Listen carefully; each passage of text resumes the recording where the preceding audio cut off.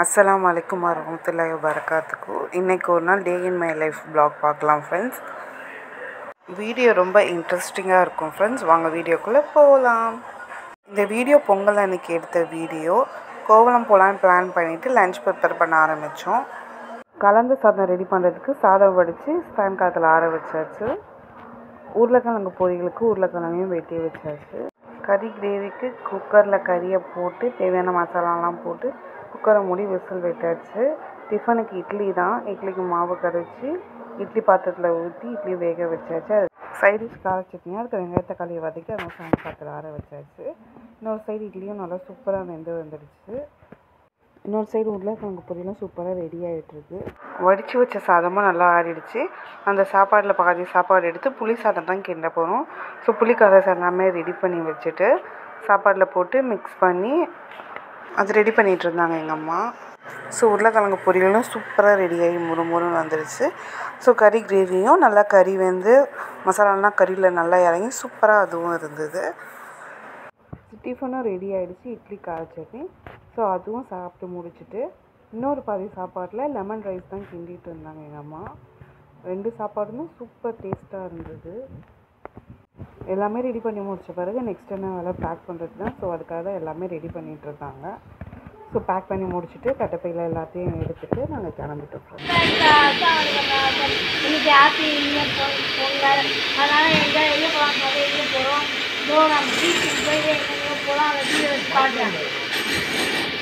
பொங்கல்னால எல்லாரும் வீட்டு வாசல்லையும் கோலம் அவ்வளோ அழகாக சூப்பராக போட்டிருந்தாங்க.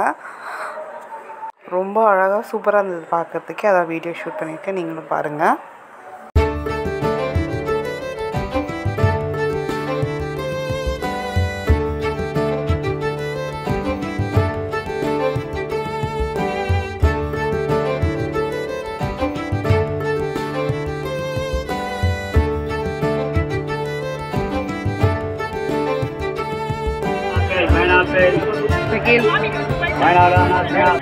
பாரிஸ் போய் தான் பஸ் ஏறினோம்.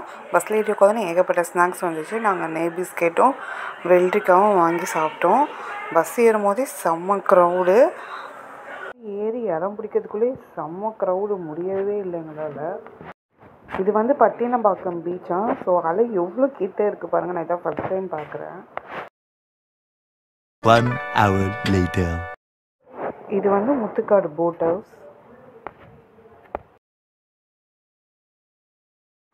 கோவளம் வந்துட்டோம். கோவளம் இறங்கினதுமே பயங்கர தண்ணி தாகம், பயங்கர வெயிலாக இருந்தது.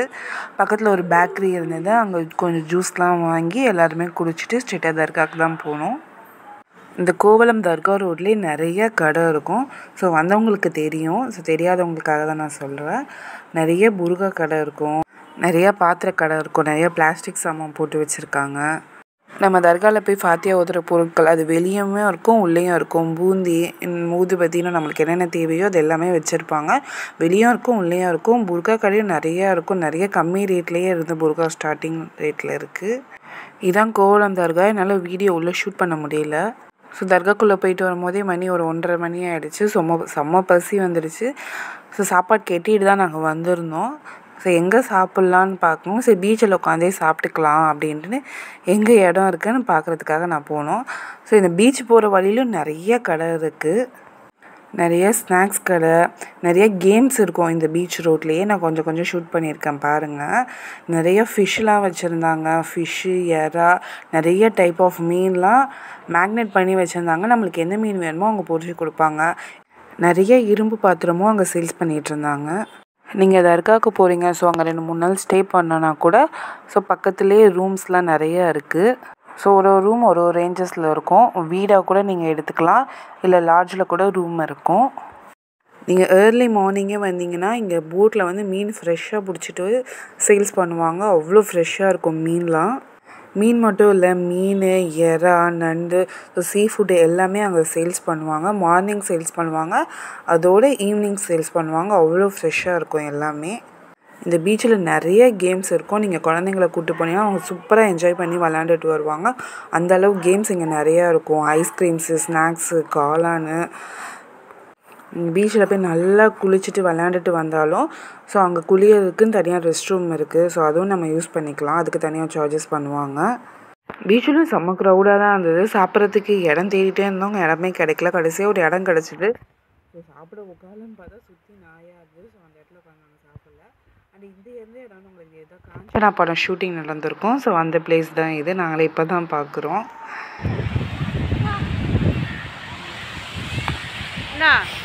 5 o'clock மேலேயும் போட்டை எடுத்துகிட்டு போயிட்டு மீன் பிடிச்சிட்டு வருவாங்க.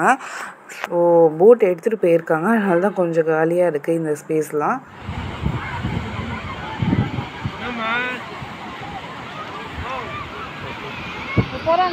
இந்த மீன்லாம் இப்போ பிடிச்சிட்டு வந்த மீனாக எவ்வளோ ஃப்ரெஷ்ஷாக இருக்குது பாருங்கள், சூப்பராக. கடைசியாக ஒரு இடத்த பிடிச்சி துண்டை போட்டு உட்காந்து வச்சு செம்ம பசி. ஏன்னா பஸ்ஸில் வந்தது பயங்கர பசியாக இருந்தது.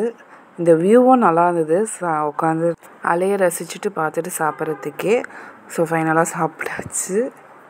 எல்லாருக்குமே எங்கள் அக்கா சர்வ் பண்ணியிருந்தாங்க. யார் யார் போனோன்னா நான், எங்கள் அக்கா, எங்கள் அம்மா, எங்கள் அக்காவோட 2 பசங்க, என் பையன் அக்கில், உங்களுக்கு தெரியும்.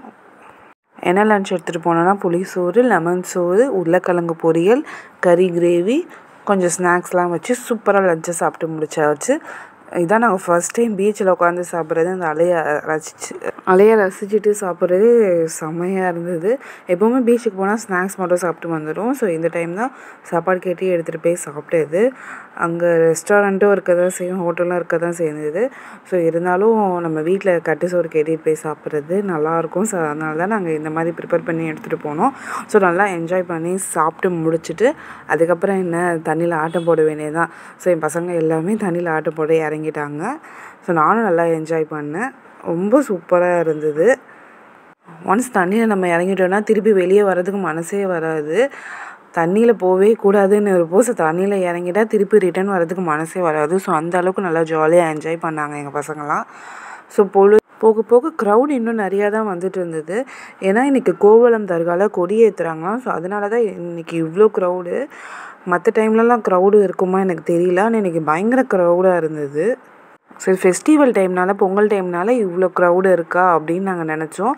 ஆனால் அங்கே இன்றைக்கி கொடி ஏற்றுறதுனால இவ்வளோ க்ரௌடாக இருக்குது. அதுக்கப்புறம் தான் எங்களுக்கு தெரிய வந்தது. ஈவினிங் டைமில் கருவாடும் இங்கே சேல்ஸ் பண்ணிகிட்ருப்பாங்க. ஸோ நல்லா ஆட்டம் ஆடி முடிச்சுட்டு நைட் ஆகிடுச்சு. ஸோ நாங்கள் கிளம்பிட்டோம். எவ்வளோ க்ரௌடு இருக்குது பாருங்கள் இந்த பீச் சைடே. இங்கேயும் நிறையா ஸ்நாக்ஸ்லாம் சேல் பண்ணிகிட்டு இருந்தாங்க. சிக்கன் ரோல், சிக்கன் பர்கர், வடை, சம்சா, ஏகப்பட்ட ஸ்நாக்ஸ்லாம் சேல்ஸ் பண்ணிகிட்டு இருந்தாங்க. ஸோ இன்றைக்கி பயங்கர க்ரௌடு. அந்த கொடியேற்றுறதுனால தான் இவ்வளோ க்ரௌடாக இருந்தது கோவளம் தர்கா. ஸோ வீட்டுக்கெலாம் கொஞ்சம் ஸ்நாக்ஸ் வாங்கிட்டோம். கொஞ்சம் பூந்தி, அந்த நுக்கல் அதெல்லாமே வாங்கிட்டு பஸ் ஏற நாங்கள் கிளம்பிட்டோம்.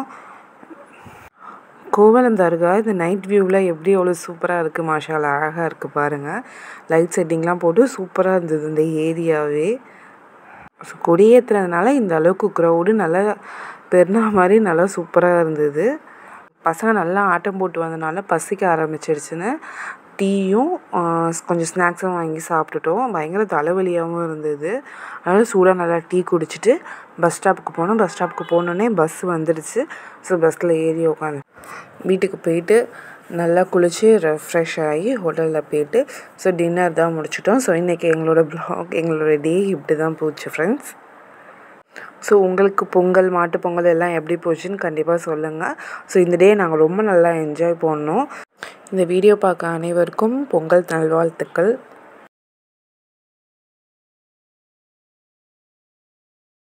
நாங்கள் பீச் ரீச் ஆனோடனே ஒரு இடம் பார்த்தோம்.